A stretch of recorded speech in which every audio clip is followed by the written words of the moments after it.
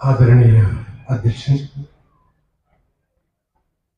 വേദിയിലും സദസ്സിലും ഇരിക്കുന്ന എല്ലാവർക്കും സാദര നമസ്കാരം. നമ്മളിന്ന് ഈ ഒരു ക്ഷേത്രാങ്കണത്തിൽ അമ്മയുടെ സാന്നിധ്യത്തിൽ അല്പസമയം ഈശ്വരീയമായ കാര്യങ്ങളെ കുറിച്ച് മാത്രം ചിന്തിക്കുകയാണ്. വിഷയം യുവത, മാനവികത എന്നത് വളരെ വിശാലമായതും വർത്തമാനകാലത്ത് ഏറ്റവും പ്രസക്തമായതുമായ ഒരു വിഷയം. ലോകം മുഴുവനും പ്രതീക്ഷ നൽകുന്നത് യുവതയിലാണ്, യുവാക്കളിലും യുവതികളിലുമാണ്. എന്താണ് മാനവികത എന്ന് ചിന്തിച്ച് അതിനുവേണ്ടി അഹോരാത്രം പ്രവർത്തിക്കേണ്ടവർ അവരാണ്. സ്വാമി വിവേകാനന്ദനെ പോലുള്ള ആളുകൾ ഏറ്റവും പ്രതീക്ഷ നൽകിയത് യുവാക്കളിലാണ്. യുവാക്കളോട് മാത്രമേ സ്വാമിജി സംസാരിച്ചിട്ടുള്ളൂ. അതേ പറയുന്ന സന്ദേശങ്ങൾ മുഴുവനും എന്റെ യുവാക്കളെ എന്ന് പറഞ്ഞുകൊണ്ടാണ്. അങ്ങനെയൊക്കെ വളരെ ശ്രേഷ്ഠമായ ഈ യുവത ഇന്ന് എവിടെ എത്തി നിൽക്കുന്നു എന്നൊരു സംശയം സ്വാഭാവികമായും നമ്മുടെ മനസ്സിലുണ്ടാകും. കേരളത്തിൽ മാത്രമല്ല, ഭാരതം മുഴുവനും നാം യുവാക്കളെ കുറിച്ച് ചിന്തിക്കാനും അന്വേഷിക്കാനും തുടങ്ങുന്ന സമയത്ത് നേരായ വഴി അറിയാതെ, ഏത് വഴിക്കാണ് സഞ്ചരിക്കേണ്ടത് എന്നറിയാതെ, ധർമ്മം എന്താണെന്നറിയാതെ, വിദ്യ എന്താണെന്നറിയാതെ, വിദ്യാഭ്യാസം എന്താണെന്നറിയാതെ, സംസ്കാരം എന്തെന്നറിയാതെ, ദേശീയ ബോധം ഇല്ലാത്ത രീതിയിൽ വളരുന്നു എന്നത് നമ്മുടെ കൺമുമ്പിൽ പലപ്പോഴും അനുഭവമായിരിക്കും. അല്ലാതെ കൃത്യമായ ധാർമ്മിക വഴിയിലൂടെ മാത്രം സഞ്ചരിക്കുന്ന യുവാക്കളും യുവതികളും ഏറെ ഉണ്ട് എന്നതും സ്വാഗതാർഹമാണ്. മനോഹരമായ ഒരു ഇംഗ്ലീഷ് കഥയുണ്ട്, ആലീസ് ഇൻ വണ്ടർലാൻഡ്. നമ്മളൊക്കെ കേട്ട ഒരു ഇംഗ്ലീഷ് കഥയാണ്. അതിലെ കഥാപാത്രമാണ് കൊച്ചു ആലീസ്.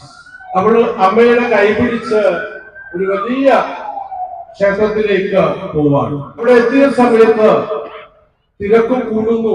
ഓരോ നിമിഷം കഴിയുന്നോറും ആളുകൾ കൂടി വന്നപ്പോ അമ്മയുടെ കൈ വിട്ടുപോയി. അവൾ തനിച്ചായി. കൊച്ചു ആലീസിന് പ്രയാസമായി. അവള് കരയാൻ തുടങ്ങി. അവള് വഴികളിലൂടെ നടന്ന് അവസാനം തനിച്ച് ഒരു ദിക്കിലെത്തി. അപ്പൊ ആ വഴിക്ക് ഒരു പൂച്ച വരുന്നു. ആലീസ് പൂച്ചയോട് ചോദിക്കുക, പൂച്ചമ്മേ എനിക്ക് എന്റെ വീട്ടിലേക്കുള്ള വഴി ഒന്ന് പറഞ്ഞു തരുമോ? പൂച്ച പറഞ്ഞു, അതിലെന്താ ബുദ്ധിമുട്ടോ? ഞാൻ പറഞ്ഞു തരാമല്ലോ. നിന്റെ വീടും നിന്റെ വിലാസവും മാത്രം മതി, ഞാൻ നിന്റെ വീട്ടിലേക്കുള്ള വഴി കാണിച്ചു തരാം. ആലീസ് പറയുന്നു, എനിക്കറിയില്ല. അത് എന്റെ വീടിന്റെ പേരോ വീടിന്റെ വിലാസമോ എനിക്കറിയില്ല എന്ന് ആലീസ് പൂച്ചയോട് പറയുന്നു. പൂച്ച പറയുന്നു, പിന്നെ ഞാൻ നിന്നെ എങ്ങനെ സഹായിക്കും? ഇതാണ് നമ്മുടെ നാട്ടിലെ ഏതാണ്ട് യുവാക്കളുടെ ഒക്കെ അവസ്ഥ. ആലീസ് ഇൻ വണ്ടർലാൻഡിലെ ആലീസിനെ പോലെ ലക്ഷ്യം എന്താണെന്ന് അറിയാതെ ബുദ്ധിമുട്ടുന്ന അവസ്ഥയാണ്. അങ്ങനെ വരുമ്പോൾ ആർക്കും അവർക്ക് ശരിയായ വഴി കാണിച്ചു കൊടുക്കാൻ സാധ്യമല്ല. രക്ഷിതാക്കളും അധ്യാപകരുമാണ് അവരെ യഥാർത്ഥ പാതയിലേക്ക് നയിക്കേണ്ടത്, നമുക്കറിയാം. പക്ഷേ പലപ്പോഴും രക്ഷിതാക്കൾ അതിന് പ്രാപ്തരാകുന്നില്ല, അധ്യാപകരും അതിന് പ്രാപ്തരാകുന്നില്ല. ശ്രീരാമകൃഷ്ണ പരമഹംസര് പറഞ്ഞൊരു മഹത്തായ കാര്യമുണ്ട്. അതേ പറയും, അച്ഛനും അധ്യാപകനും ആകുന്നതിന് മുമ്പ് 2 വട്ടം ആലോചിക്കണം എന്ന്. അച്ഛനും അധ്യാപകനും ആകുന്നതിന് മുമ്പ് 2 വട്ടം ആലോചിക്കണം, അല്ലാതെ ആ ജോലി നമുക്ക് പറ്റുന്നതല്ല എന്ന്. മക്കളെ കൃത്യമായ ശിക്ഷണത്തിലൂടെ വളർത്തുന്നവരായിരിക്കണം അച്ഛൻ. അതേപോലെ കൃത്യമായ വഴികാട്ടിയായിരിക്കണം അധ്യാപകൻ. ഇത് രണ്ടും ശരിയല്ല എങ്കിൽ പലപ്പോഴും വഴി തെറ്റി പോകുന്നത് സ്വാഭാവികം. കാളിദാസ മഹാകവിയുടെ രഘുവംശം എന്ന് പറയുന്ന ഒരു കൃതിയുണ്ട്.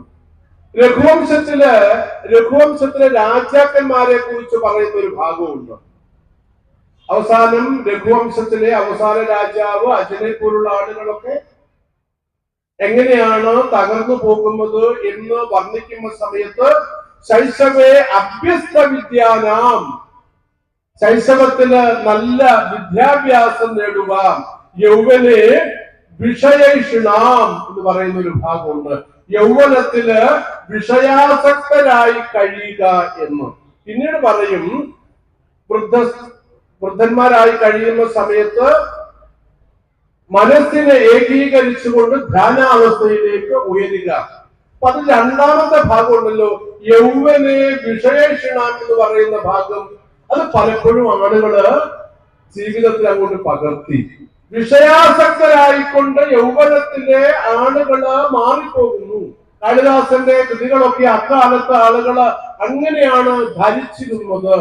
ഒരു സംസ്കാരം മുഴുവനും, ഒരു സാമ്രാജ്യം മുഴുവനും നശിച്ചു പോകാനുള്ള ഹേതു അതായിരുന്നു എന്നാണ് കാളിദാസൻ പറഞ്ഞു വെച്ചത്.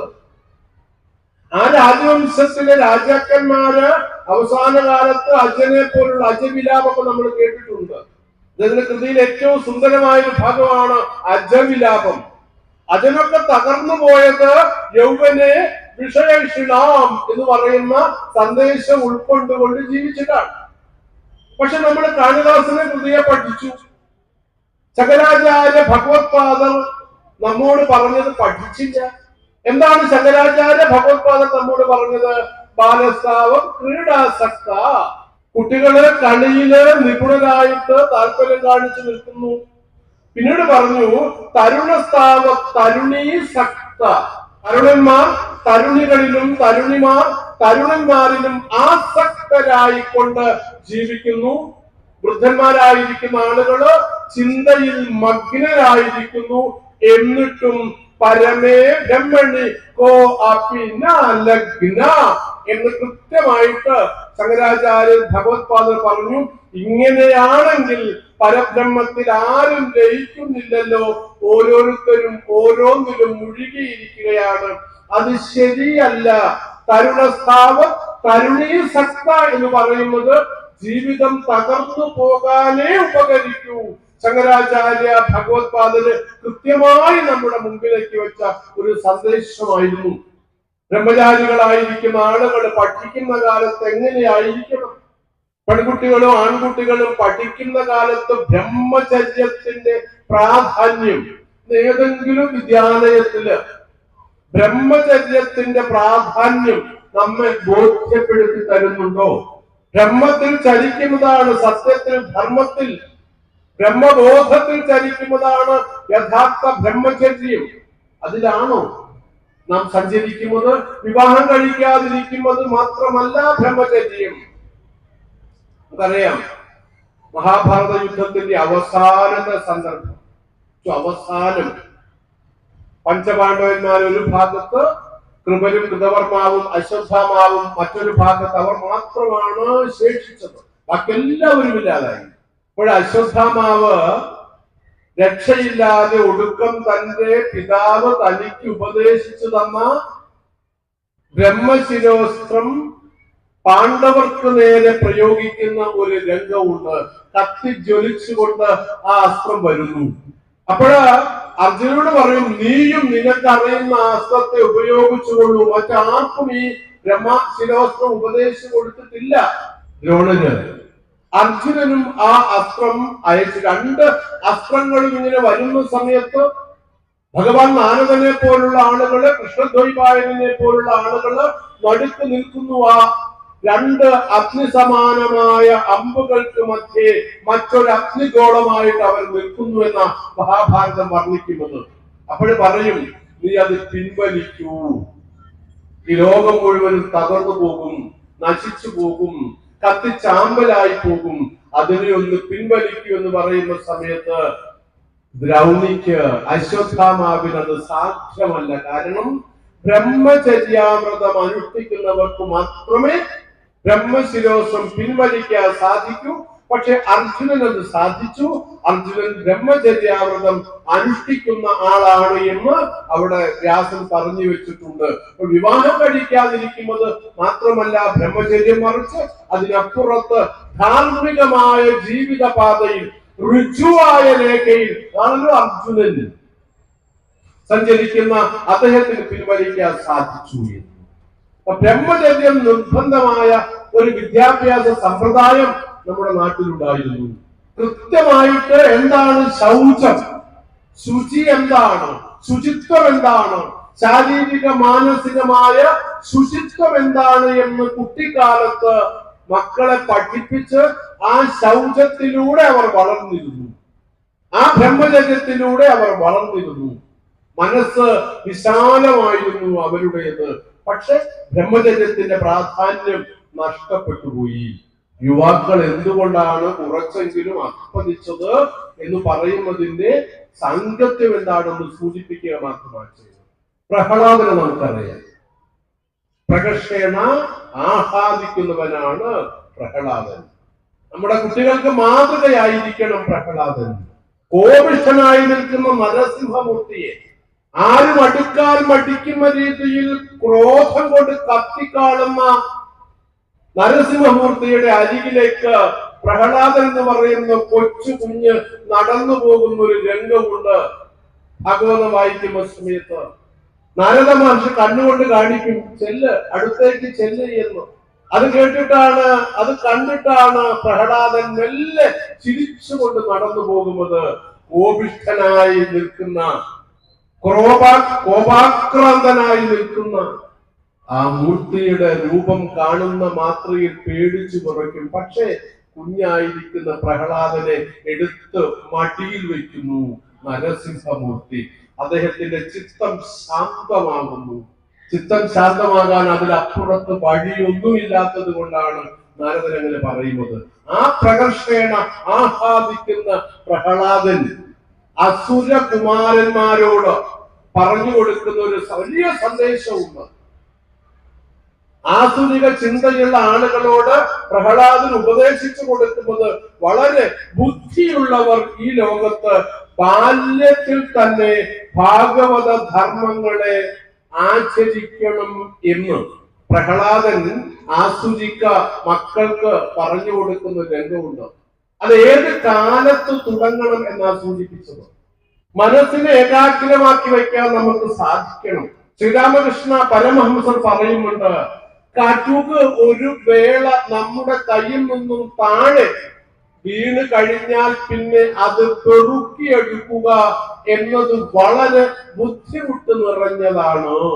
കാട്ടുക കയ്യിൽ നിന്നും താഴെ വീണ് കഴിഞ്ഞാൽ പിന്നെ അത് വീണ്ടും പെറുക്കിയെടുക്കുക ബുദ്ധിമുട്ടാണ്. അതുപോലെ ഒരു വേള നമ്മുടെ മനസ്സ് ചീത്ത വഴിയിലേക്ക് സഞ്ചരിച്ച് കഴിഞ്ഞാൽ അതിന് വീണ്ടും നിയന്ത്രിച്ചെടുക്കുക എന്നത് വളരെ ബുദ്ധിമുട്ട് നിറഞ്ഞതാണ് എന്ന് ശ്രീരാമകൃഷ്ണ പരമഹംസര് 4ാം ക്ലാസ് വരെ മാത്രം പഠിച്ച വിവേകാനന്ദ സ്വാമിജിയുടെ ഗുരുനാഥനായിരുന്ന, ലോകർക്ക് മുഴുവനും ഗുരുനാഥനായിരുന്ന, ഭഗവാൻ ശിവനെ നേരിട്ട് കണ്ട, തന്റെ ഭാര്യയായ ശാരദാദേവിയെ നമസ്കരിച്ച് പൂജിച്ച ആ മഹാനുഭാവനായിരിക്കുന്ന ഭഗവാൻ പറയാണ് മനസ്സിനെ ഏകാഗ്രമാക്കി വെക്കണം.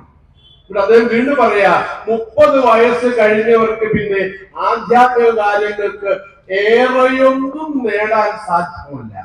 ശ്രീരാമകൃഷ്ണദേവന്റെ വാക്കാണ്. കുട്ടിക്കാലത്ത് തന്നെ അവർ നേരായ പാതയിൽ സഞ്ചരിക്കാൻ, ആധ്യാത്മിക വഴിയിലൂടെ സഞ്ചരിക്കണം. വലിയ ബുദ്ധിമുട്ടാണ്. മനസ്സിനെ അടക്കുന്നത് അത്ര എളുപ്പമുള്ള കാര്യമല്ല. പറയുന്നു, ഒരു ജീവി അല്ലെങ്കിൽ ഒരു മൃഗം വളരെ വേഗത്തിൽ എത്ര ശക്തിയോടുകൂടിയാണോ ഓടിപ്പോകുന്നത്, അതിനേക്കാൾ എത്രയോ ശക്തി എടുത്താൽ മാത്രമേ അതിനെ പിടിച്ചു വെക്കാൻ സാധിക്കൂ, തടഞ്ഞു നിർത്താൻ സാധിക്കൂ എന്ന്. മനസ്സിനെ പറ്റി പറയാതെ, മനസ്സ് എത്ര വേഗമാണ് വഴിതെറ്റി ഒരു വാനരനെ പോലെ, ഒരു പ്രയോഗമുണ്ട്, കുമാരനാശാനൊക്കെ പ്രയോഗിക്കുന്നുണ്ട്, വാനരനെ പോലെ ചാടി ചാടി പോകുന്നത് പല വഴിക്കും. അതിനെ നിയന്ത്രിക്കണം. മനസ്സിനെ നിയന്ത്രിക്കുക എന്ന് പറയുന്നത്, ജിതേന്ദ്രിയൻ ആവുക എന്ന് പറയുന്നത് വളരെ ബുദ്ധിമുട്ടുള്ള കാര്യമാണ്. സാധനയിലൂടെ മാത്രമേ അത് സാധിക്കൂ. കുഞ്ഞുനാളിൽ നമ്മുടെ കുട്ടികൾക്ക് വേണ്ടി ഈ സാധന തന്നെ കൊടുക്കേണ്ടത് അത്യാവശ്യമാണ്. എങ്കിലേ യുവത്വം വേണ്ട രീതിയിൽ പ്രവർത്തിക്കും. കൊച്ചു കുഞ്ഞുങ്ങൾ എങ്ങനെയാ ഭക്ഷണം കഴിക്കുന്നത്? നമ്മുടെ വീട്ടിലെ കൊച്ചു കുഞ്ഞുങ്ങള് മൊബൈൽ കിട്ടിയാലേ ഭക്ഷണം കഴിക്കൂ, മൊബൈൽ കണ്ടേ ഭക്ഷണം കഴിക്കൂ. ആര് പഠിപ്പിച്ചു?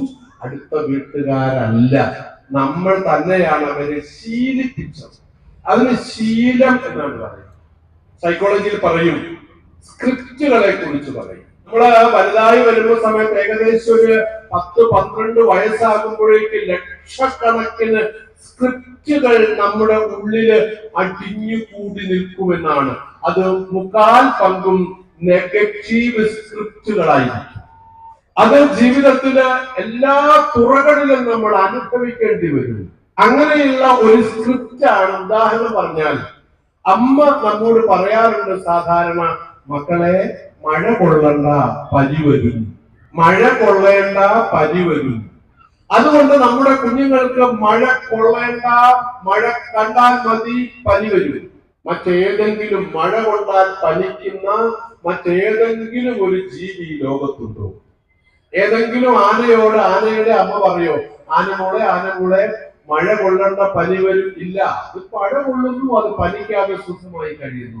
നമ്മുടെ മക്കൾ മാത്രമേ അങ്ങനെ ആവുന്നുള്ളൂ. റോഡരികില് വീടില്ലാതെ, കുടിയില്ലാതെ, കുടിക്കാൻ ഇടമില്ലാതെ കഷ്ടപ്പെടുന്ന ആളുകളുടെ മക്കളുണ്ടല്ലോ, അവർക്ക് മഴ കൊണ്ടാൽ പനി വരാറുണ്ടോ? ഇല്ലല്ലോ. അവരോട് അവരുടെ അമ്മ പറഞ്ഞിട്ടേ ഇല്ല മഴ കൊണ്ടാൽ പനി വരും. അവർക്ക് മഴ കൊള്ളാതിരിക്കാൻ സാധിക്കില്ല, അതുകൊണ്ട് അവർക്ക് പനിക്കാറുമില്ല. പറഞ്ഞത് ഇത്തരം സ്ക്രിപ്റ്റുകളാണ് നമ്മുടെ ഉള്ളിൽ ഉണ്ടാക്കുന്നത്. അതുകൊണ്ട് തന്നെയാണ് മൊബൈൽ കണ്ടാൽ മാത്രമേ ഭക്ഷണം കഴിക്കൂ എന്ന അവസ്ഥയിലേക്ക് നമ്മുടെ മക്കൾ മാറിപ്പോകുന്നത്. അമ്മമാര് പറയും, അത് കൊച്ചു ടിവി മാത്രമാണ് കാണുന്നത്, അത് മതി, അത് കണ്ടാലേ ഭക്ഷണം കഴിക്കാൻ ഒക്കൂ എന്ന്. എന്തായാലും മനസ്സ് ചഞ്ചലമാണ്. ഭഗവത്ഗീതയിൽ പല ദിക്കിലും പറയുന്നുണ്ട്, ചഞ്ചലം ഹി മനഃകൃഷ്ണ എന്ന് അർജുനൻ പലപ്പോഴായിട്ട് പറയുന്നുണ്ട്. മനസ്സ് ചഞ്ചലമായി പോകുന്നു, അത് എങ്ങനെയാണ് പിടിച്ചു നിർത്തുക?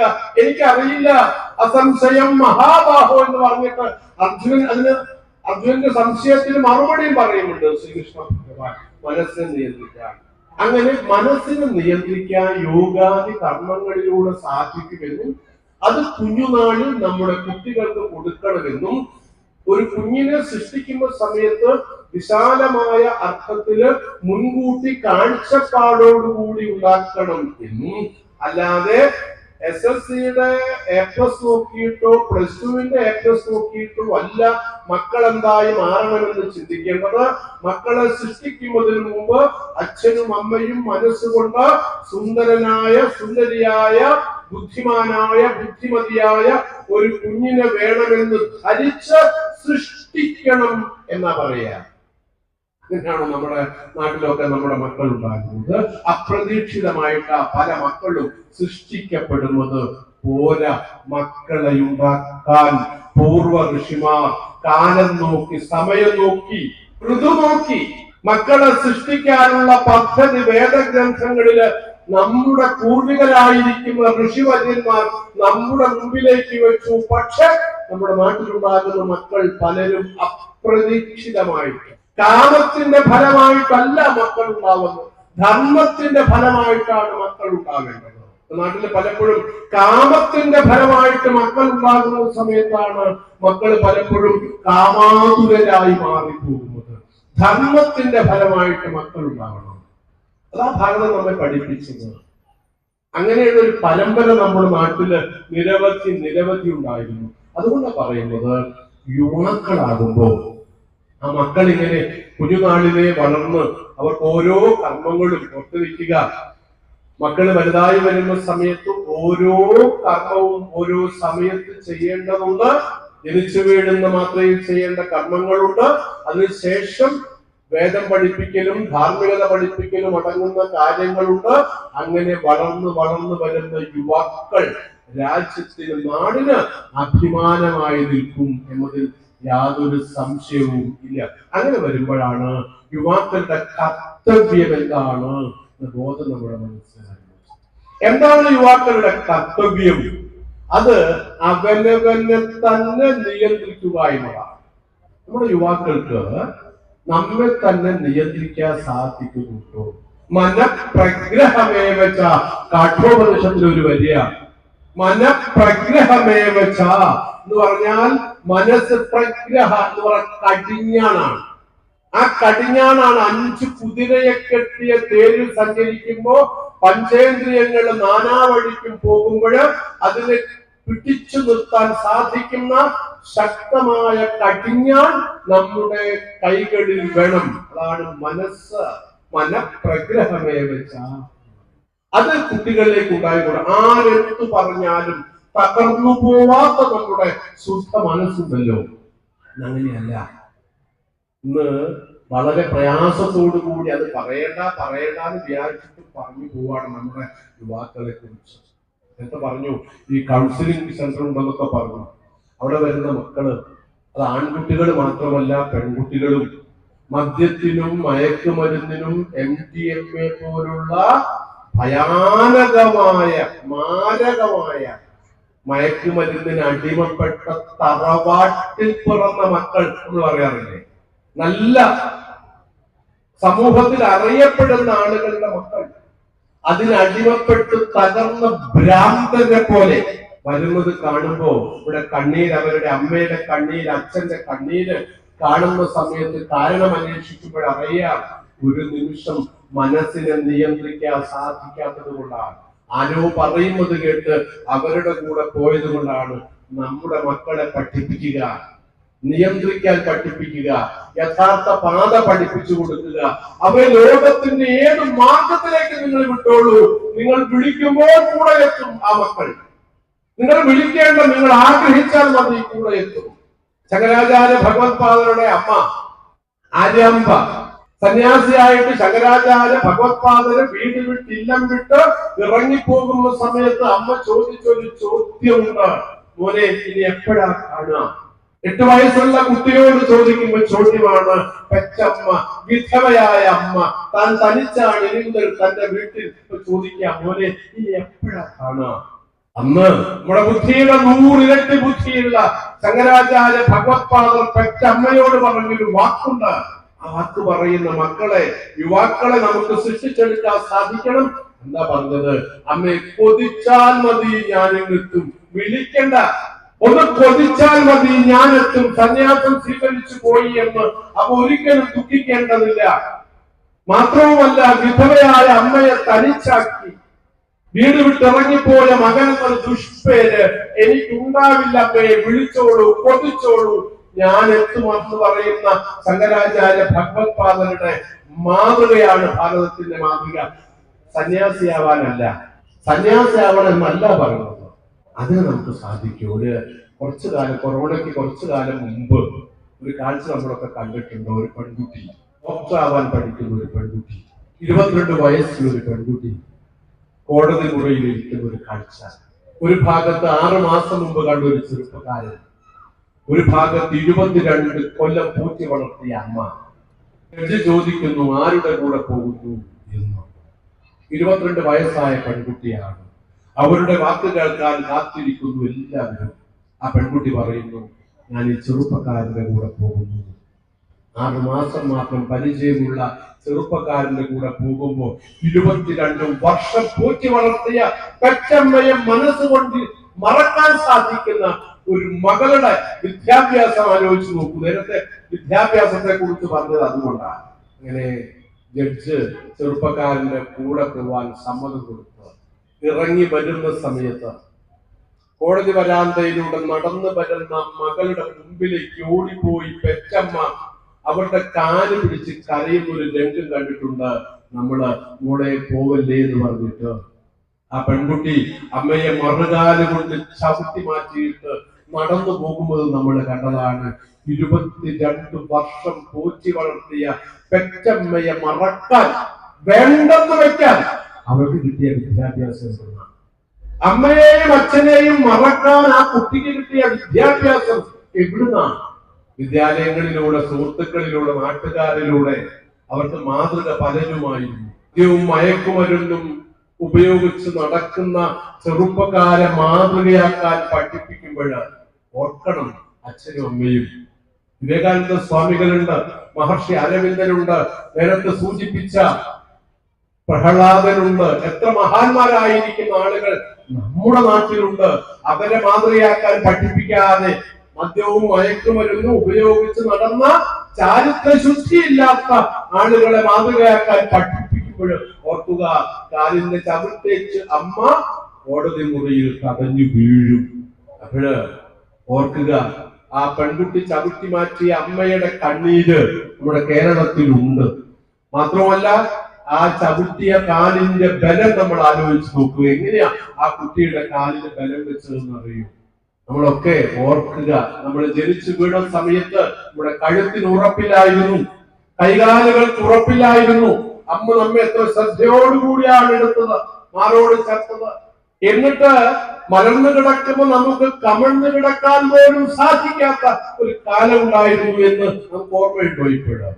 അപ്പോഴച്ഛനും അമ്മയൊക്കെ മലർന്നു കിടന്നിട്ട് നമ്മുടെ ഇരു കൈകളും പിടിച്ചുയർത്തിയിട്ട് നമ്മുടെ പിഞ്ചു കാലുകൊണ്ട് അമ്മയുടെ അച്ഛന്റെ നെഞ്ചത്ത് താളം പിടിപ്പിച്ചിട്ടില്ലേ, നൃത്തം ചെയ്യിച്ചിട്ടില്ലേ, സ്വയം സന്തോഷത്തോടുകൂടി അവർ ചിരിച്ചിട്ടില്ലേ, പല്ലില്ലാത്ത വായ കൊണ്ട് നാം ചിരിച്ചിട്ടില്ലേ? ആ സമയത്ത് സന്തോഷം കൊണ്ട് അമ്മയുടെ അച്ഛന്റെ നെഞ്ചത്ത് കാലുകൊണ്ട് താളം പിടിക്കുമ്പോൾ എന്തിനാണ് അത് ചെയ്തത്? നമ്മുടെ കാലിന് ഉറപ്പുവെക്കാൻ വേണ്ടിയാണ്. ഇവിടെ കാലുകൾ ഉറപ്പുവെക്കണം. ജീവിതത്തിൽ ഒരിക്കലും നാം കാലിടറി വീഴരുത്. അധാർമികമായ പാതയിലൂടെ ഈ കാലുകൊണ്ട് ഒരിക്കലും സഞ്ചരിക്കരുത് എന്ന് കരുതിയിട്ടാണ് സന്തോഷത്തോടുകൂടി അച്ഛനും അമ്മയും അത് ചെയ്തത്. ഓർമ്മയുണ്ടോ നമുക്ക്? അത് മറക്കാവുന്ന വിദ്യാഭ്യാസം നമുക്ക് എവിടെ നിന്നാണ് കിട്ടിയത്?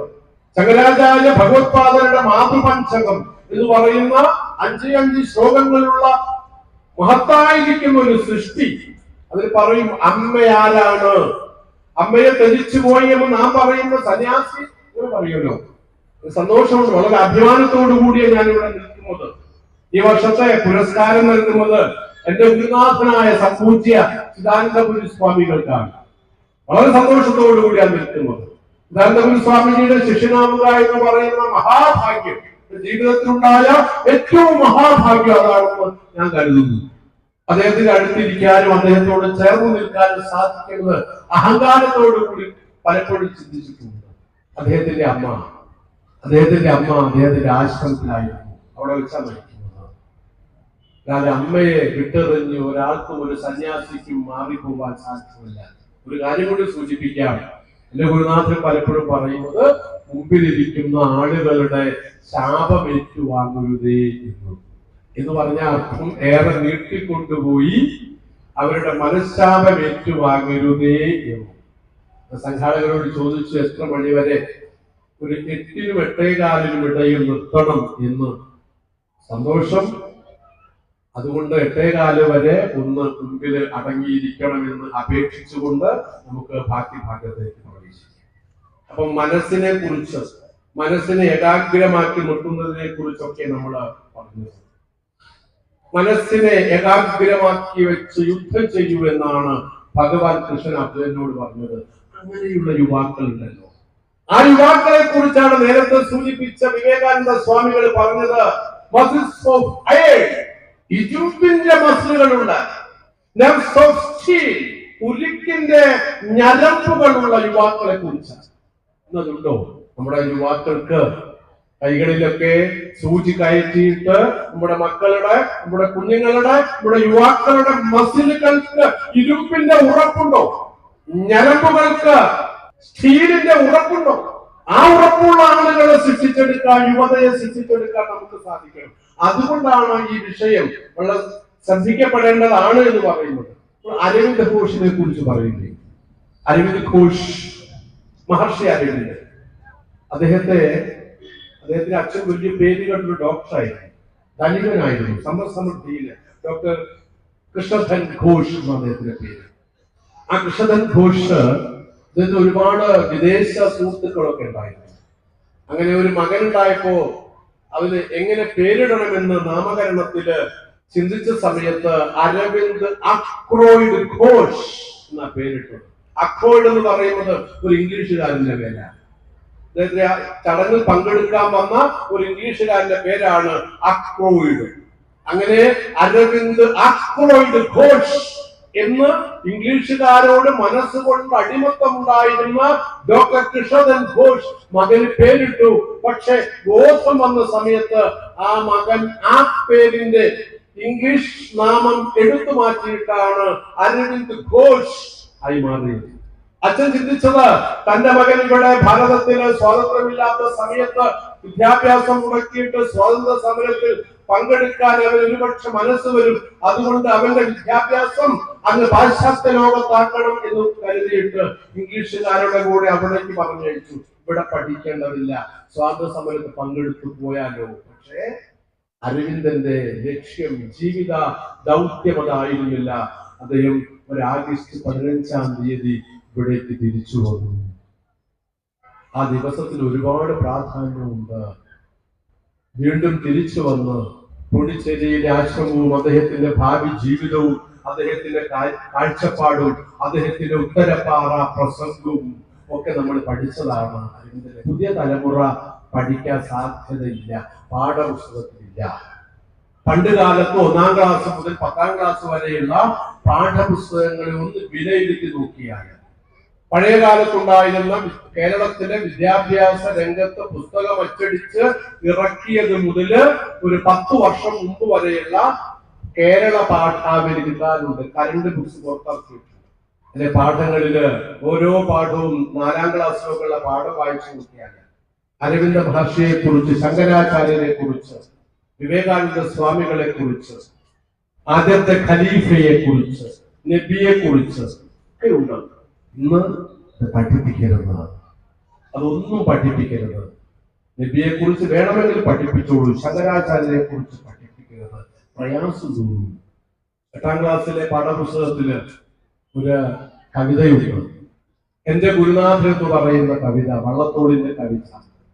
ആ കവിത പഠിപ്പിക്കുന്ന സമയത്ത് ക്രിസ്തുദേവന്റെ പരിത്യാഗശീലവും സാക്ഷാൽ കൃഷ്ണനാം ഭഗവാന്റെ ധർമ്മരക്ഷോപായവും ബുദ്ധന്റെ അഹിംസയും ശങ്കരാചാര്യരുടെ ബുദ്ധിശക്തിയും രഞ്ജിദേവന്റെ ദയാവായ്പും ശ്രീ ഹരിശന്ദ്രനുള്ള സത്യവും മുഹമ്മദിൻ സ്ഥൈര്യവും ഒരാളിൽ ചേർന്നൊത്തു കാണണമെങ്കിൽ ചിലുവിൻ ഭവാന്മാർ എൻ ഗുരുവിൻ കടത്തിൽ അല്ലായിരവിടുത്തെ ചരിത്രം വായിക്കുവിൻ എന്ന് ഗാന്ധിയെ കുറിച്ച് പറയുമ്പോൾ ശങ്കരാചാര്യരുടെ ബുദ്ധിശക്തിയും അറിയില്ല. നമ്മുടെ മക്കൾക്ക് ആരാണ് ശങ്കരാചാര്യ ഭഗവത്പാദം അറിയില്ല. വഴിതെറ്റി പോകുന്നത് കുഴപ്പമാണോ അല്ലയോ ആലോചിച്ചു. കാലടിയിൽ ജനിച്ച് കൊച്ചുകാലടി വെച്ച് ഭാരതം മുഴുവനും പലവട്ടം സഞ്ചരിച്ച ശങ്കരാചാര്യ ഭഗവത്പാദനെ കുറിച്ച് അറിയില്ല പുതിയ തലമുറയ്ക്ക് എന്ന് പറയുമ്പോൾ യുവതയെ ധർമ്മം പഠിപ്പിക്കാൻ നമ്മൾ എത്രമാത്രം ബുദ്ധിമുട്ടേണ്ടി വരും എന്ന് ആലോചിച്ചു നോക്കും. അപ്പൊ അവർക്ക് കൊടുക്കുന്ന വിദ്യാഭ്യാസം, ആ വിദ്യയുടെ അഭ്യാസം, വിദ്യ എന്താണോ പരാവിദ്യ അപരാവിദ്യ പല വിദ്യകളെ കുറിച്ച് പറയും. ആ വിദ്യയെ അറിഞ്ഞ് അതിനെ പഠിച്ച് ഉറച്ചു നിൽക്കുന്നതാണ് അഭ്യാസം. വിദ്യ പഠിച്ച് അതിൽ ഉറച്ചു നിൽക്കുന്ന വിദ്യാഭ്യാസം നമ്മുടെ പുതിയ തലമുറയ്ക്ക് കിട്ടുന്നുണ്ടോ? എഡ്യൂക്കേഷനെ കുറിച്ച് വിവേകാനന്ദ സ്വാമികൾ പറയുന്നുണ്ട്. എന്താണ് എഡ്യൂക്കേഷൻ? എന്താണ് വിദ്യാഭ്യാസം? അദ്ദേഹം പറയും എഡ്യൂക്കേഷൻ ഈസ് ലൈഫ് ബിൽഡിംഗ്. നമ്മുടെ ജീവിതത്തെ ക്രമീകരിച്ച് രൂപപ്പെടുത്തിയെടുക്കുക എന്ന്. മേൻ മേക്കിംഗ്, വിദ്യാഭ്യാസത്തിന്റെ ലക്ഷ്യം അതാണെന്ന്. മേൻ മേക്കിംഗ് ആണ്. മറ്റൊന്ന് ക്യാരക്ടർ ബിൽഡിംഗ്. ക്യാരക്ടർ, നല്ല സ്വഭാവ മഹിമയുള്ള ആളുകളെ വാർത്തെടുക്കുക എന്നതാണ്. ഈ ഐക്യങ്ങളുടെ, ഈ ചിന്തകളുടെ മുഴുവനും എസ്മിലേഷൻ ആണ്, സ്വാശ്മീകരണമാണ്, ക്രമപ്പെടുത്തിയെടുക്കുകയാണ് എന്ന് അദ്ദേഹം പറയുമ്പോൾ ആ വിദ്യാഭ്യാസം നമ്മുടെ പുതിയ തലമുറയിലെ കുട്ടികൾക്ക് കിട്ടുന്നുണ്ടോ? അതിന് വലിയൊരു ആദർശം വേണം. ഇവിടെ മക്കൾക്ക് കൊടുക്കാവുന്ന വലിയൊരു ആദർശം വേണം. എന്താ ആദർശം? ആ ആദർശത്തിന് പറയുന്ന ഒരു കാര്യം, കൊച്ചു കുഞ്ഞിന് കൂടെ കളിക്കാൻ, ഒരു ആദർശ ദീപം കൊടുക്കാൻ, കൊച്ചു കുഞ്ഞിന് ശൈശവത്തിലെ കൊച്ചു കുഞ്ഞിന്റെ കൂടെ കളിക്കാൻ സാധിക്കും. യുവാക്കൾ മതം പൊട്ടി പോകുന്ന സമയത്ത് അവരെ പിടിച്ചു നിർത്താൻ, വയോവൃദ്ധർക്ക് താങ്ങായി ഉറപ്പുള്ള ഒരു വടിയായി, ഊതുവടിയായി നിൽക്കാൻ സാധിക്കുന്ന ഒരു ആദർശം. ഈ ആദർശമാണ് നാം നമ്മുടെ പുതിയ തലമുറയ്ക്ക് കൊടുക്കേണ്ടത്. സാധിക്കുമോ? അയ്യോ വൃദ്ധർക്ക് നമ്മൾ ആ മനോഹരമായ ആ ഗാനത്തിലൂടെ അത് പറയാറുണ്ട്. എന്തായാലും ഈ സമയത്ത് ഓർക്കേണ്ടത് ചാരിത്ര ശുദ്ധിയില്ലാത്ത, കൃത്യമായ ചാരിത്ര ശുദ്ധിയില്ലാത്ത ഒരു യുവത ഉണ്ടായിക്കൊണ്ടിരിക്കുന്നു. അവർക്ക് വഴികാട്ടി നിൽക്കേണ്ട ആദർശങ്ങളെ സമൂഹത്തിലേക്ക് വാരി വിതറേണ്ടത് അത്യാവശ്യമാണ്. നമ്മുടെ പൂർവികർ പഠിച്ചത് ത്യാഗമാണ്, ഭോഗമല്ല. ത്യജിക്കാനാണ് പഠിപ്പിച്ചത്, ത്യജിച്ചുകൊണ്ട് ഭുജിക്കാനാണ്. ഉപനിഷത്ത് വായിക്കുന്ന സമയത്ത് ത്യജിച്ചുകൊണ്ട് ഭുജിക്കാനാണ് നമ്മൾ പഠിപ്പിച്ചത്. ത്യജിക്കാൻ തയ്യാറാണോ? ഒരു ക്ലാസ് കിട്ടിയാല് അതിലെങ്ങനെയെങ്കിലും അള്ളിപ്പിടിച്ചിരിക്കാൻ. ഭൗതിക സുഖം വേണം, ഭൗതികതയില്ലാതെ ജീവിതമില്ല. ആധ്യാത്മികതയിൽ ഉറച്ചു നിൽക്കുന്ന ഭൗതികത, ആധ്യാത്മികതയിൽ ഉറച്ചു നിൽക്കുന്ന ഭൗതികതയാണ് നമുക്ക് വേണ്ടത്. അത് നമുക്ക് സാധിക്കണം. അതിനുവേണ്ടി പലപ്പോഴും ചാർവാകനെ കുറിച്ച് ആളുകൾ പറയാറുണ്ട്. ചാർവാകൻ പറഞ്ഞത്, നിങ്ങള് കടം വാങ്ങിയിട്ട് നെയ്യ് കുടിക്കൂ. പണ്ട്, ഇപ്പോഴാണെങ്കിൽ കടം വാങ്ങിയിട്ട് മദ്യം കുടിക്കാൻ പറഞ്ഞു. ഭാരതത്തിലെ അന്നത്തെ മഹാനുഭാവനായ ഒരു ഋഷിയായ ചാർവാകൻ പറഞ്ഞത്, ഋണം കൃത്വാ കൃതം വിവേക്, കടം വാങ്ങിയിട്ട് നിങ്ങൾ നെയ്യ് കുടിക്കൂ. കാരണം എന്താ? ഭസ്മീഭൂതസ്യ ദേഹസ്യ പുനരാഗമന കൃത, നിങ്ങളുടെ ശരീരം ഭസ്മമായി പോകുന്നതാണ്. അതുകൊണ്ട് കുടിച്ച് രമിച്ച് സന്തോഷത്തോടു കൂടി ജീവിക്കൂ എന്ന് പറയുമ്പോൾ നമ്മുടെ യുവാക്കൾ അതിന്റെ പിന്നാലെ പോവാണ്. ഒമർ ഖയ്യാം നമ്മൾ കേട്ടൊരു മഹാനായ കവിയാണ് ഒമർ ഖയ്യാം. റുബായിയത്ത്, ഒരു മനോഹരമായ ഒരു കൃതിയാണ് റുബായിയത്ത് ഒമർ ഖയ്യാമിന്റെ. അദ്ദേഹം പറയുമ്പോൾ അങ്ങനെ തന്നെയാ.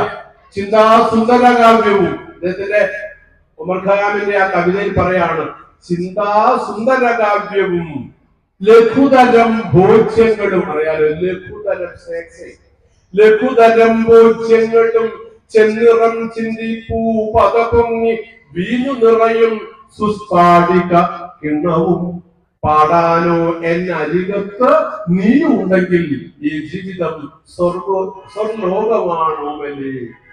ഇതാണ് ജീവിതത്തിന്റെ സന്ദേശം എന്ന് പഠിച്ച്, അതാണ് യുവതയുടെ യഥാർത്ഥ മാർഗമെന്ന് ചിന്തിച്ച് ആ വഴിക്ക് പോകാൻ നമ്മുടെ കുട്ടികൾ തയ്യാറാകുന്ന സമയത്താണ് പലപ്പോഴും നേരത്തെ കാണുന്ന രീതിയിൽ മക്കള് വഴി തെറ്റി പോകുന്നത്. അവരെ നേരായ വഴിയിലേക്ക് എത്തിക്കാൻ നമുക്ക് സാധിക്കണം. സമ്പത്ത് വേണം. സമ്പത്തേറെ കൂട്ടിവെക്കുന്ന സമയത്ത് ഉണ്ടാകുന്ന കഷ്ടപ്പാടിനെ കുറിച്ച് നമ്മൾ ഓർക്കണം. മഹാന്മാരായിരിക്കുന്ന ആളുകളൊക്കെ കോടികൾ സമ്പാദിച്ചിട്ടും ഒടുക്കെന്ത് സംഭവിച്ചു? റഷ്യയിലെ സ്റ്റാലിനെ കുറിച്ച് കേട്ടിട്ടില്ലേ നമ്മൾ? റഷ്യയിലെ ഭരണാധികാരിയായിരുന്നു സ്റ്റാലിൻ. കോടീശ്വരനായിരുന്നു, സമ്പദ് സമൃദ്ധിയിൽ വിരാജിച്ച ആളായിരുന്നു. സ്വത്ലേന എന്ന് പറയുന്ന അദ്ദേഹത്തിന് ഒരു മകളുണ്ടായിരുന്നു, സ്വത്ലേന. അവൾ ഒരിക്കൽ ഭാരതത്തിൽ വന്നു. ഭാരതത്തിൽ വന്ന സമയത്ത് പത്രക്കാരൻ ചോദിച്ചു, നിങ്ങളുടെ വരവിന്റെ ഉദ്ദേശം എന്താണ്? നിങ്ങൾ എന്തിനാണ് ഇവിടെ വന്നത്? ഒരു പത്രക്കാരോട് പറഞ്ഞ കാര്യം, എനിക്ക് ജീവിതത്തിൽ ഒറ്റ ആഗ്രഹം മാത്രമേ ഉള്ളൂ. അത് ഈ ഗംഗയുടെ തീരത്ത് ഒരു പർണശാല ഉണ്ടാക്കി ജീവിതാന്ത്യം വരെ ഇവിടെ കഴിയണം എന്ന് സ്വസേന പറയാണ്. സ്റ്റാലിന്റെ മകൾ പറയുകയാണ്, ഒട്ടുവയ്ക്കുക നമ്മള് എന്ന് പറഞ്ഞ അർത്ഥം, സമ്പത്തേറെ ഉണ്ടായിട്ടും ഒടുക്കം കൊതിച്ചത് എന്തായിരുന്നു? സ്വസ്ഥത, വിദ്യ, അറിവ്, ഏകാന്തമായിരിക്കുന്ന സമയത്തുണ്ടാകുന്ന ബോധം, ആ സുഖം, ആ ധ്യാനം. ഭാരതം ലോകത്തിന് കൊടുത്തതാണ് ആ ധ്യാനം. അതിന് പറഞ്ഞു. അപ്പൊ സമ്പത്ത് കൂടുന്ന സമയത്ത് നമ്മുടെ നാട്ടിലൊക്കെ ഉണ്ടാകുന്ന പ്രശ്നങ്ങളെ കുറിച്ചൊക്കെ നമുക്കറിയാം. അഗത കൃഷി എന്ന് പറയുന്ന കൃഷി എല്ലാവർക്കും അറിയാം. കാരണം അദ്ദേഹം ഡിറ്റക്റ്റീവ് നോവൽ എഴുതുന്ന ആളാണ്. അദ്ദേഹം പറഞ്ഞുകൊണ്ട് വളരെ മനോഹരമുണ്ട്. എന്ന് പറയുന്ന ഒരു വളരെ മനോഹരമായ ഒരു ശൈലിയുണ്ട്. നമ്മൾ ഇച്ഛാശക്തി ഉണ്ടെങ്കിൽ എന്ത് നേടിയെടുക്കാൻ സാധിക്കും. അദ്ദേഹം പറയാതെ നേരെ തിരിച്ച് മലയാളത്തിലെ ശ്രേഷ്ഠ അലങ്കാരത്തോടു കൂടി പറയാണ്, if there is a will, there is a murder. ഒരു കൊലപാതകം ഉണ്ടാവുന്നു. വിൽ എന്നതിന് അദ്ദേഹം ഉപയോഗിച്ച വാക്ക് ഒസ്യത്ത് എന്ന. ആദ്യം പറഞ്ഞത് കിണറെന്ന അർത്ഥത്തിലല്ല, പിന്നെ പറയുന്നത് ഒസ്യത്ത് എന്ന് പല അർത്ഥത്തിൽ ഉപയോഗിക്കും. എന്ന് പറഞ്ഞാൽ സമ്പത്ത് കൊലപാതകത്തിൽ അവസാനിക്കുന്നു. കഴിഞ്ഞ ആഴ്ചയൊക്കെ നമ്മൾ കൊച്ചു കുഞ്ഞുങ്ങളുടെ ജീവന് വേണ്ടി ഉറങ്ങാതെ കാത്തിരുന്നിട്ടില്ലേ? എന്താ കാരണം? നമുക്കറിയാം, കുഞ്ഞിനെ ഇല്ലല്ലോ. ആ കുഞ്ഞിന് വേണ്ടി നമ്മൾ ഉറക്കം ഒഴിഞ്ഞ് പ്രാർത്ഥിച്ചത് എന്താ കാരണം? അതിനെ വിളിക്കുന്ന പേരാണ് മാനവികത എന്ന്. അതുകൊണ്ടാണ് ഈ വിഷയത്തിലെ യുവത്വം മാനവികത. അന്യന്റെ ദുഃഖം കാണുന്ന സമയത്ത്, അന്യന്റെ വേദന കാണുന്ന സമയത്ത് മാറിയിട്ട് ഐശ്വര്യപൂർണമായ വരുന്നത് എന്റെ അമ്മ പറഞ്ഞ വാക്കാണ്, അപ്പൊ നീ ദ്രോഹിക്കരുത്. ഈ ഒരു വിദ്യാഭ്യാസം, ഈ ഒരു മാനവികതയുടെ വിദ്യാഭ്യാസം നമുക്ക് നമ്മുടെ സമൂഹത്തിന് കൊടുക്കാൻ സാധിക്കുന്നു. തീർച്ചയായും അത് കൊടുത്തു കഴിഞ്ഞാൽ ഒരു പോസിറ്റീവ് ചിന്ത. ദേവയോപിള്ളയുടെ ഇതേ കവിയുടെ ഊഞ്ഞാലിൽ എന്ന് പറയുന്ന ഒരു കവിതയുണ്ട്. ഊഞ്ഞാലിൽ, അതിന് ഊഞ്ഞാല് കെട്ടുന്ന കയറിനെ കുറിച്ച് പറയാം. ഈ ഊഞ്ഞാല് കെട്ടുന്ന കയറ് അത് മുന്നോട്ടും പിന്നോട്ടും ആടാൻ വേണ്ടി ഉപയോഗിക്കും. ഇതേ കയർ കൊണ്ട് നമുക്ക് കെട്ടിത്തൂങ്ങി മരിക്കാനും സാധിക്കും. ഇതെന്തിനു വേണ്ടിയാണ് ഉപയോഗിക്കേണ്ടത് എന്നത് നമ്മുടെ ഇച്ഛാശക്തിയാണ്. നമ്മളത് എന്തിനു വേണ്ടി ഉപയോഗിക്കണം? പോസിറ്റീവ് ആണെങ്കിൽ നമ്മൾ അത് ഊഞ്ഞാലാടാൻ വേണ്ടി, ആഹ്ലാദിക്കാൻ വേണ്ടി ഉപയോഗിക്കുന്നു. അല്ലാത്തവൻ അത് ഊരാക്കുതിക്കിലേക്ക് മാറിപ്പോയി. ഏതു വേണം? ഒരു പോസിറ്റീവായിരിക്കുന്ന ചിന്തയെ ഊഞ്ഞാലാട്ടാൻ വേണ്ടി ഒരു വെറ്റില കൂടി നീ 100 തേച്ച് തന്നാലും എന്ന് ഭാര്യയോട് പറയുന്ന സമയത്ത് കവി കവിതയുടെ അവസാന ഭാഗത്ത് പറയുന്നതാണ് ഈ ഊഞ്ഞാല്, ഈ കയറ് നാം ഊഞ്ഞാലാടുകയാണ്, മറ്റാളുകൾ അത് മറ്റു പലതിനും ഉപയോഗിക്കും. ആ കവിത നമ്മുടെ കുഞ്ഞുങ്ങളെ പഠിപ്പിച്ചു കൊടുക്കാൻ നമുക്ക് സാധിക്കും. കൊച്ചു കവിതകളിലൂടെ അർത്ഥസ്വരം കേട്ടൊരു കാത് ഓർമ്മയില്ലേ നമുക്ക്? ഉള്ളൂരിന്റെ മനോഹരമായ കവിത. നമ്മുടെ കാത് എന്തിനു വേണ്ടിയാണ്? നമ്മുടെ കാത് അർത്ഥസ്വരം കേട്ടൊരു കാത്, മറ്റുള്ളവരുടെ വേദന, മറ്റുള്ളവരുടെ കരച്ചിൽ, മറ്റുള്ളവരുടെ ആത്മനാദം കേൾക്കാൻ നമുക്ക് സാധിക്കുന്നു എങ്കിൽ മാത്രമേ നമ്മുടെ കാത് കൊണ്ട് നമുക്ക് ഉപകാരമുള്ളൂ, ഉപയോഗമുള്ളൂ. ഈശ്വരനില്ല, കാരണം കണ്ടിട്ടില്ല. മനുഷ്യനാണെന്നതിൽ യാതൊരു സാന്ത്വനം. നല്ല നിന്നിത്തിളങ്ങും അതിനെ കൊത്താൻ വേണ്ടി നോക്കിയ സമയത്ത് ബിനാമിനും അതിനോട് പറയും, ഞാൻ കേവന്മാരായി മാറാൻ സാധിക്കും. ഡോക്ടർ ആവേണ്ടവർ എന്തിന് കൈയെഴുത്ത് നന്നാക്കണം. ഗ്രാഫോളജി എന്ന് പറയുന്ന ഒരു സിദ്ധാന്തമുണ്ട്. കൈയെഴുത്ത് നോക്കിയിട്ട് സ്വഭാവം അറിയാൻ സാധിക്കുന്ന സിദ്ധാന്തമാണ് ഗ്രാഫോളജി. അപ്പൊ അക്ഷരം നന്നാക്കുന്നതിലൂടെ മെല്ലെ മെല്ലെ ഉച്ചാരണം നന്നാവും, ശുദ്ധമായിട്ട് ഉച്ചരിക്കാൻ സാധിക്കും, മഴ എന്നും കോഴി എന്നും പറയാൻ സാധിക്കും. അതുകൊണ്ട് അവരെ അത് പഠിപ്പിക്കാം, ഉച്ചരിച്ച് പഠിപ്പിക്കാം എന്നൊക്കെ കരുതിയിട്ടാണ് ഇത് ചെയ്യുന്നത്. പക്ഷെ സമ്മതിക്കില്ല. സമയത്ത് അവരെ നേരായ വഴിക്ക് കൊണ്ടുവരണമെങ്കിൽ അവരെ കുഞ്ഞുനാളിലെ ശാസിച്ചും ശിക്ഷിച്ചും പഠിപ്പിക്കണം. ശിക്ഷ പഠിപ്പിക്കുന്നതിന് പറയുന്ന പേരാ ഭാരതത്തിന് ശിക്ഷ. ശിക്ഷാകൽപ്പം, നിരുക്തം, വ്യാകരണം, ഛന്ദസ്സ് കേട്ടിട്ടില്ലേ? തല്ലുകൊള്ളേണ്ടവന് തല്ലുകൊള്ളണം എന്നാ പണ്ട് പറഞ്ഞത്. ഒന്നുണ്ടെങ്കിൽ ഉലയ്ക്ക കൊണ്ട് അടിച്ച്. പക്ഷെ ഒരു അമ്മയും ഉലയ്ക്ക കൊണ്ട് മക്കളെ അടിച്ച് പഠിപ്പിച്ചിട്ടില്ല. പക്ഷെ ശൈലി അതാ. പക്ഷെ ഇന്ന് മക്കളുടെ നേരെ ഒരു വടി ചൂണ്ടാൻ നിയമമില്ല നമ്മുടെ വീട്ടില്, നമ്മുടെ നാട്ടില്. ഒരു അധ്യാപകന് പോലും, അല്പം ഉയരം കുറഞ്ഞ അധ്യാപകന് ചരിത്രം പഠിപ്പിക്കുന്ന സമയത്ത് കാശ്മീരിനെ തൊട്ടു കാണിക്കാൻ വേണ്ടി ഒരു വടിയുമായി ക്ലാസ്സിലേക്ക് പോകാൻ സാധ്യമല്ല ഇന്ന്. നിങ്ങളുടെ മക്കളുടെ പാഠപുസ്തകത്തിന്റെ 1ാമത്തെ പേജിലെ ചട്ടയിൽ നമ്പർ ഉണ്ട്. മക്കളെ പറയും, നമ്പർ അറിയാം. ബാലാവകാശ കമ്മീഷന്റെ നമ്പറുണ്ട്. അധ്യാപകൻ ഞങ്ങളെ തല്ലി, അച്ഛനും അമ്മയും തല്ലി, കേസ് ജയിലിൽ പോകേണ്ടി വരും. ജോലി പോകും അധ്യാപകന്റെ. പിടിഎ മീറ്റിംഗിന് വരുന്ന രക്ഷിതാക്കൾ പറയുന്ന ഒരു വാക്കുണ്ട് അധ്യാപകരോട്. എന്താ പറയാ? മാഷേ, നിങ്ങൾ എന്ത് വേണം ചെയ്തോ, കുഴപ്പമൊന്നുമില്ല, ആരും ചോദിക്കാൻ വരില്ല. പക്ഷെ തല്ലിയാലോ അച്ഛനും അമ്മയും മാത്രമല്ല, അമ്മാവരും നാട്ടുകാരും രാഷ്ട്രീയക്കാരും മുഴുവൻ വന്നിട്ട് ഉള്ള ജോലിയും കളയും. അതുകൊണ്ട് ഒരു അധ്യാപകർ അത് നിൽക്കില്ല. തൽക്കാലം മക്കള് അടികൊണ്ട് വളരേണ്ട, ശിക്ഷണത്തിലൂടെ വളരേണ്ട മക്കളാണ് വഴിതെറ്റി പോകുന്നത്. ഭഗവാൻ കൃഷ്ണനെ അന്ന് അടിച്ചിട്ടുണ്ട്.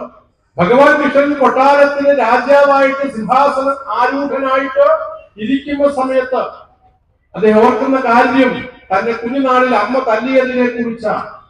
അമ്മയ്ക്കു നൽകിച്ചൊന്നാൽ നച്ചേലനാലുമെന്നമ്മകൻ കയ്യിലെ ഇച്ഛയിൽ നൽകണം എന്നു തന്നെ ഒക്കെ പഠിച്ചതാ. അവസാനം പറയുന്നുണ്ട്, പിള്ളേരെ തുള്ളി ഞാൻ എന്നന്നു ചൊല്ലിയിട്ട് പീലി കൊണ്ടെന്നെ അടിച്ചാലമ്മ. മയിൽപ്പീലി കൊണ്ടായാലും അടിച്ചിട്ടുണ്ട്. കേടുകൊണ്ടന്ന് വഴക്കായി പോയി ഞാൻ, കരഞ്ഞുകൊണ്ട് അമ്മയോട് പിണങ്ങിപ്പോയി. ഭക്ഷണം കഴിക്കാൻ വന്നില്ല ഞാൻ. എനിക്ക് ഓർമ്മയുണ്ട്, ഇത്ര വലുതായിട്ട് എനിക്ക് ഓർമ്മയുണ്ട്. എന്റെ അമ്മയെ എനിക്ക് മറക്കാൻ സാധിക്കില്ല. പെറ്റമ്മയെ അല്ല, പോറ്റമ്മയെ മറക്കാൻ സാധിക്കില്ല. എന്റെ അമ്മയെ ഞാൻ മറക്കുന്നുവെങ്കിൽ അർത്ഥം ഞാൻ ഇല്ലാതായി എന്നാണ്. വെള്ളത്തിന് കൊടുക്കാതെ, അഗ്നിക്ക് കൊടുക്കാതെ കുഞ്ഞുനാളിൽ എന്നെ പൂച്ചി വളർത്തി എന്റെ അമ്മയെ എനിക്ക് മറക്കാൻ സാധിക്കില്ല എന്ന് പറയുന്ന സ്വാമികളെ നമുക്ക് മാതൃകയാക്കാൻ സാധിക്കുമോ? എങ്കിൽ മനുഷ്യത്വമുള്ള, സ്നേഹമുള്ള, കുചേരനെ കുലുക്കിയ ഭഗവാൻ കൃഷ്ണനെ പോലെ സഹപാഠിയെ സ്നേഹിക്കാൻ, കൊല്ലാനല്ല, സഹപാഠിയെ സ്നേഹിക്കാൻ, ജീവിതാന്ത്യം വരെ സ്നേഹിക്കാൻ, ഉള്ളവനും ഇല്ലാത്തവനും ഇല്ലാതെ സ്നേഹത്തോടെ സംവദിക്കാൻ സാധിക്കും.